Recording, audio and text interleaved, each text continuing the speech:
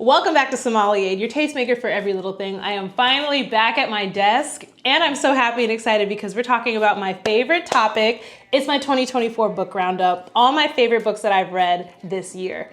Now, the qualifier for this is not that they came out this year, it's that I read them this year and I've got my notes over here, so you're gonna see me looking off to the side, but I'm actually gonna break these up into different categories. So we've got like my favorite book, best all around, we'll do that at the end, favorite book by plot, favorite book by writing, as in the book that was the most well-written, and then finally, no, that's it, and then the best overall. Those are the three categories. But we're gonna go over all the books I read that I liked, like period, point blank. Like everything you're gonna hear today are all my favorite books I read this year. I read more than this, but the rest of them I didn't feel like were worth mentioning. So let's see how long this takes us. I absolutely love talking about books. Reading is literally my favorite thing to do right now. And I'm not a physical book reader. I do prefer the physical book if I can, but honestly, it's so much more convenient for my lifestyle to do the Audible thing, Audible/Spotify. If you have a Spotify premium membership, it does come with a lot of audiobooks. I did read quite a few of these on my list that way, but most of them I think were from Audible. And then only like a handful of them I read like physically, but I did read a couple physically. It's just harder because you can, read a book while driving to work, or read a book while cleaning the kitchen. Like it's just a lot more convenient for me to do the audiobook thing. So don't let anybody shame us, Audible readers. We are just as informed. We just, get it read to us. Anyway, back to our regularly scheduled program. Let's talk about it. So right at the top of the year, I read How to Raise a Feminist Son by Sonora Jha. Absolutely loved that book. I feel like whether or not you have a son, I personally do not have a son or a child at all. I absolutely love the things she had to say about raising a child in 2024, 2023, just in the modern era, to have feminist principles, specifically boys who are just strongly influenced by a lot of different things that women aren't necessarily influenced by. Fascinating book, super interesting, absolutely loved it. Check it out, How to Raise a Feminist Son by Sonora Jha. The next one is Before I Let Go by Kennedy Ryan, and the sequel to Before I Let Go, I love them both. What was the sequel's name though? Let's check. This Could Be Us. Yes, both by Kennedy Ryan. Oh, they were both so good. Yes, This Could Be Us and Before I Let Go by Kennedy Ryan, two of my absolute favorite books I've read this year, both romances, but with some very serious real life themes, take place in Atlanta, Georgia, and it was just so good. It was so well written, it was so engaging, the characters were funny and relatable, it was just such a joy to read, both of them were, and I cannot wait for the third one. I think she said it's about Hendrix, the character. I think it comes out next year, I have to double check, but I am so excited. So that's my next thing on my list, favorite things I read this year, Before I Let Go and This Could Be Us.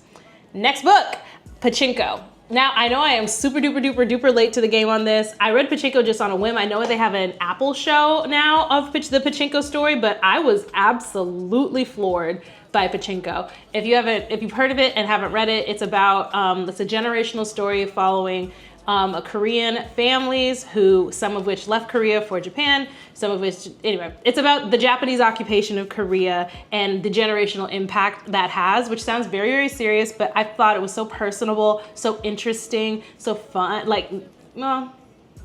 don't know about fun, but I really enjoyed learning about that point in history and just hearing things from a different perspective that I've never heard of before, but everyone should go read Pachinko. That's what I'm saying. Everyone read Pachinko. It was one of my favorite books of the year. Hands down, bar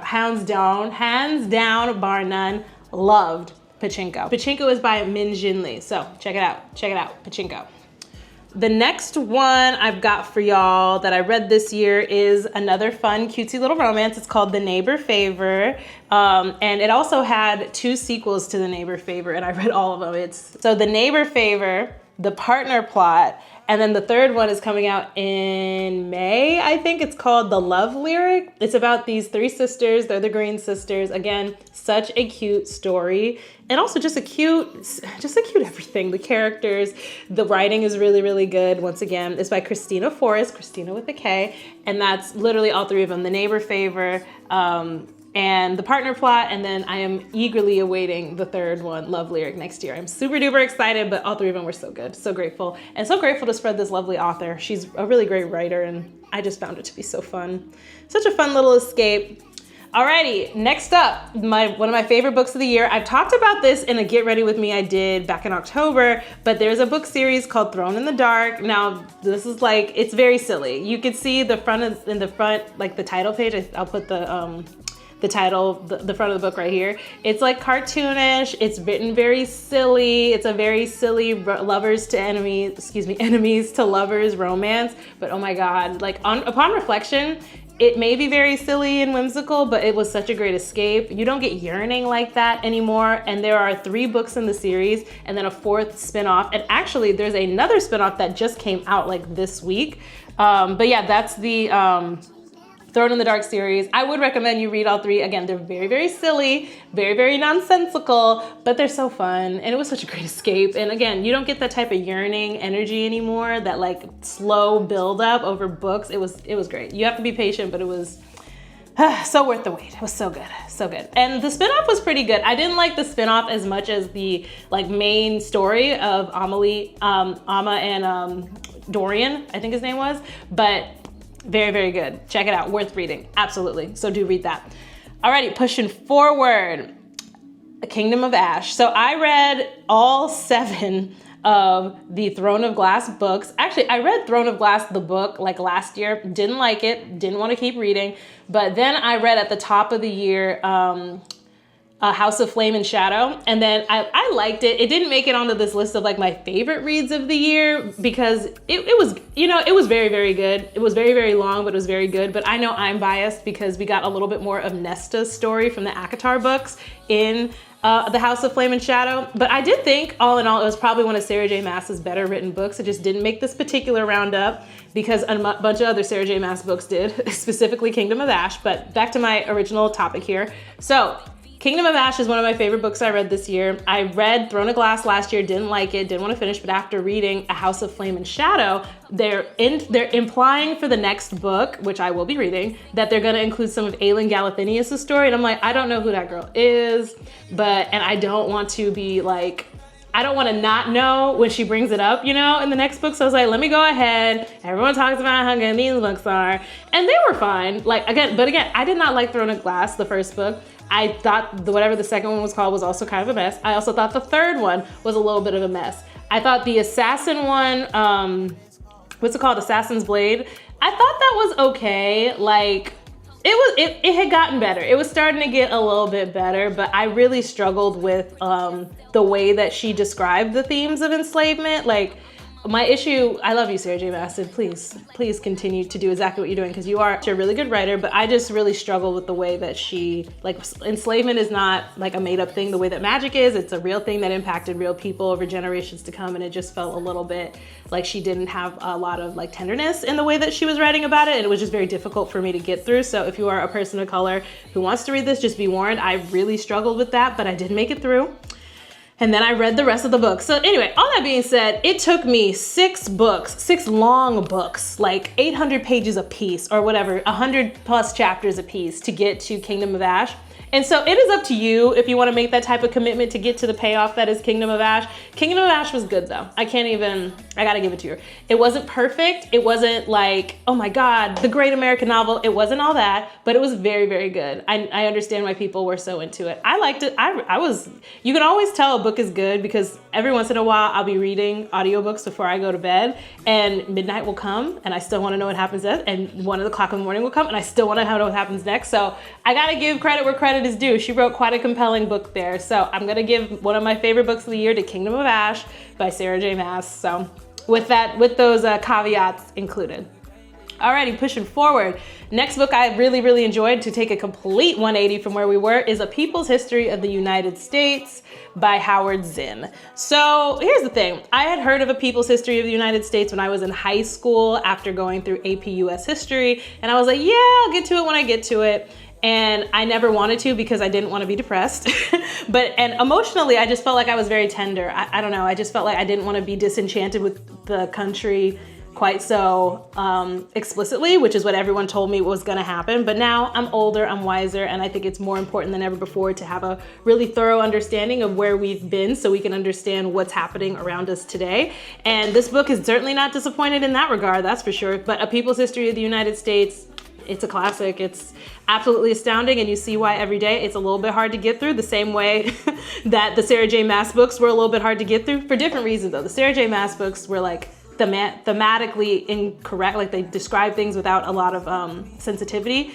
Howard Zinn is someone I trust to tell the stories of disenfranchised people. It's just very difficult to hear just point blank what happened to others and the ways that no one really stopped injustices from happening. It's a bit intense, but it's important to understand so you see things happen around you today and you kind of understand why they're happening this way and what people are looking for.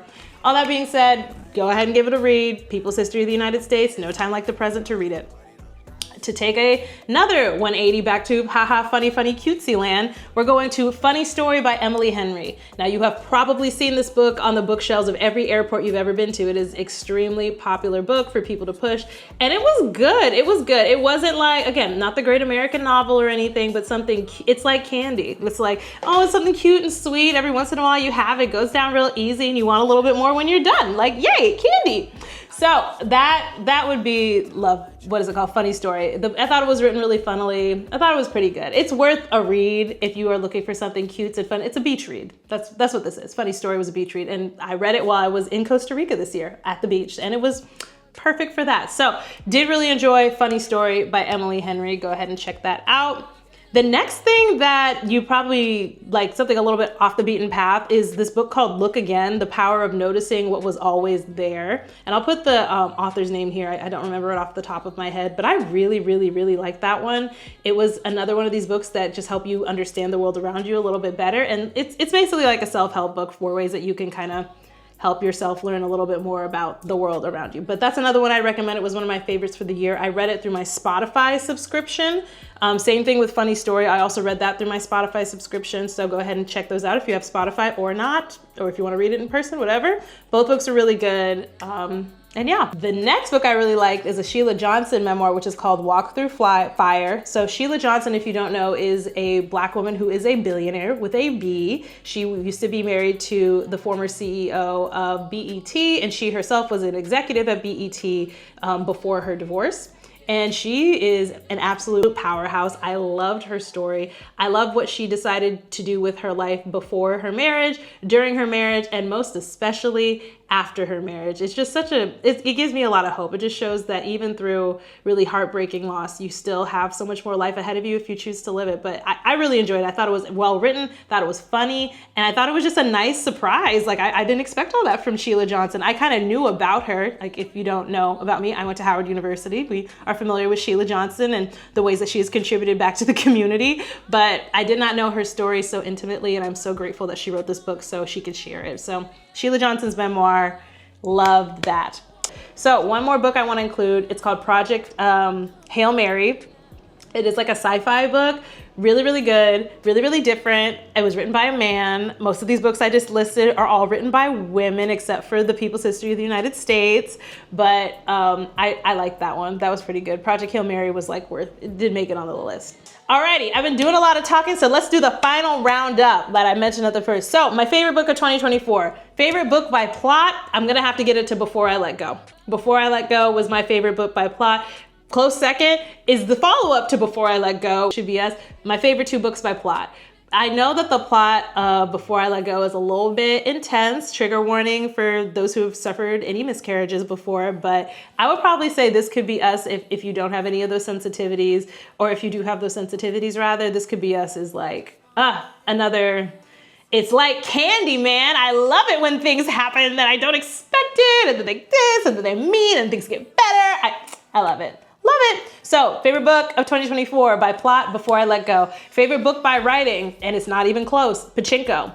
Pachinko wins it for my favorite book of 2024 by writing. It's a masterpiece. I really feel like everyone should be required to read it.